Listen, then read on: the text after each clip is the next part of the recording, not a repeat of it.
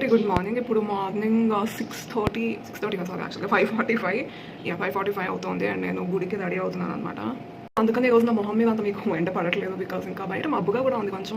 నాకు ఏంటంటే మొన్న ఒక క్వశ్చన్ వచ్చింది గైస్. అదేంటంటే ఇప్పుడు నాకు క్వశ్చన్ పంపించిన వాళ్ళ ఫ్రెండ్ వైఫ్ పెళ్ళి 3 years అయినా కానీ ఇంకా టెండర్లో అకౌంట్ ఉంది.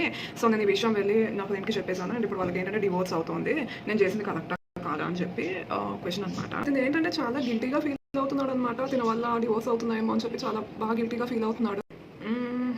ఓకే, సో ఇలాంటి మ్యాటర్స్లో ఏంటంటే చాలా జాగ్రత్తగా ఉండాలి. ఎందుకంటే ఒకవేళ మాకు కనుక పబ్లిక్ అకౌంట్ ఏమైనా ఉంటే సోషల్ మీడియాలో ఆ ఫొటోస్ని వాడి వాళ్ళు ఏంటంటే ఫేక్ అకౌంట్స్ క్రియేట్ చేయొచ్చు టిండర్లో. సో మనకు అన్ని ఏంటంటే కరెక్ట్ అకౌంట్స్, ప్రాపర్ అకౌంట్స్ అనేవి లేదు కదా రూల్ అనేది. సో మేబీ ఇక్కడ ఇన్నోసెంట్ కూడా అవ్వచ్చు కదా, మేబీ తనకు తెలియదేమో. ఓకే, సో మేబీ తనకి తెలియదేమో నిజంగానే తన అకౌంట్ అలా క్రియేట్ చేసి వాడుతున్నారని, ఎవరైనా ఫేక్ అకౌంట్ క్రియేట్ చేసారేమో మనకు తెలియదు కదా. సో వన్ థింగ్ ఏంటంటే ఇది చాలా సెన్సిటివ్ మ్యాటర్. సో మీరంతా అబ్జర్వ్ చేసి జాగ్రత్తగా చెప్పడం బెటర్.